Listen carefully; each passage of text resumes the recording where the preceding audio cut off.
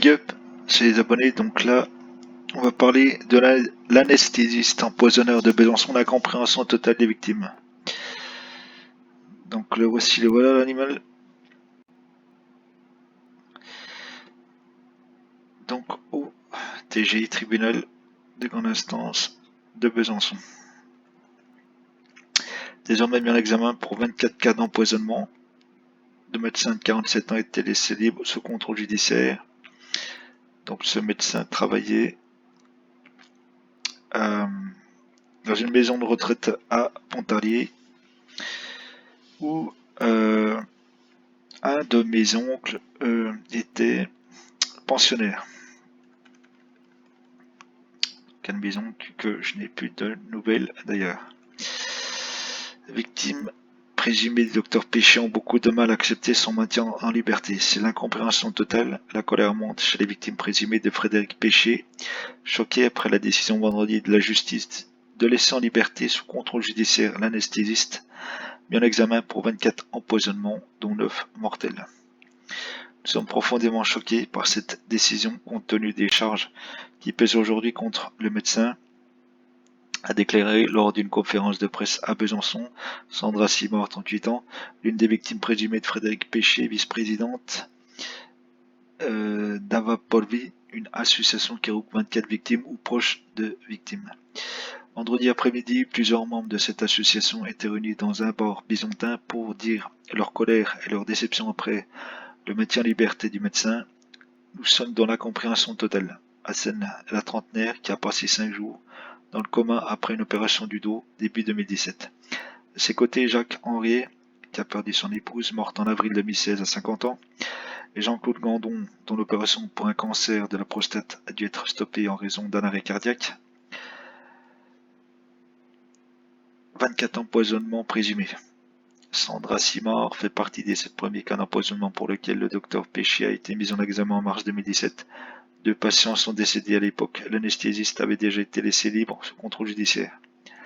Jeudi, à la suite d'une enquête de 2 ans, menée parallèlement à cette première information judiciaire, il était mis en examen pour 17 autres cas d'empoisonnement sur personnes vulnérables, dont 7 mortels. Au total, la justice lui reproche désormais 24 empoisonnements, dont 9 se sont soldés par des décès.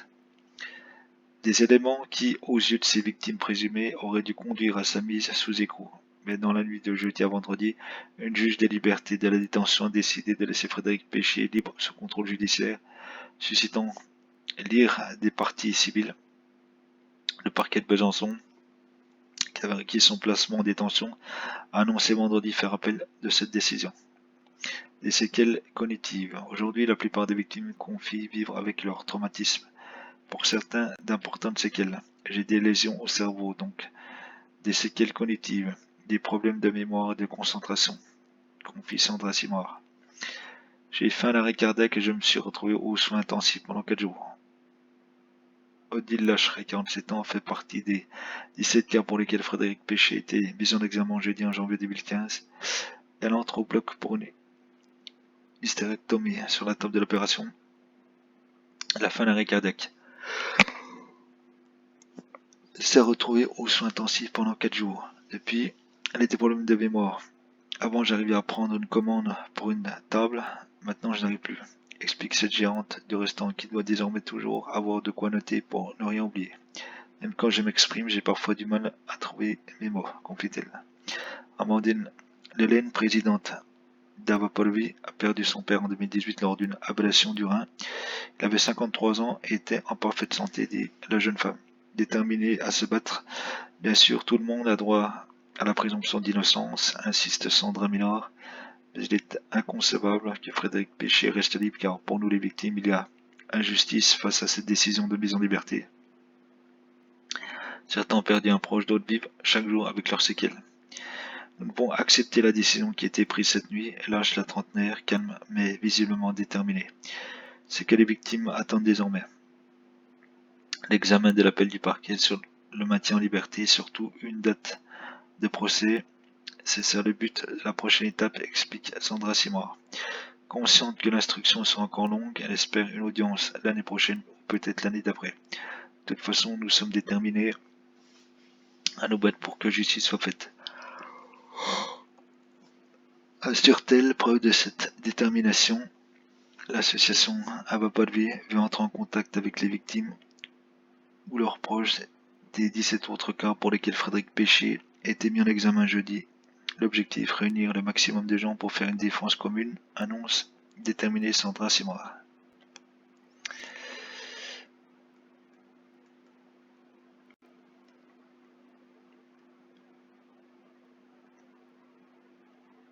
Donc, c'est quand même hallucinant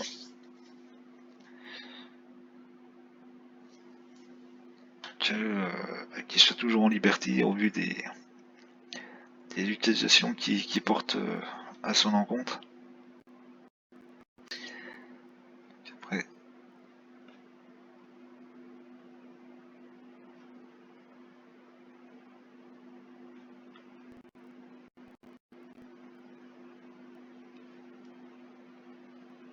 Après, est-il coupable ou pas? Ça, je l'ignore.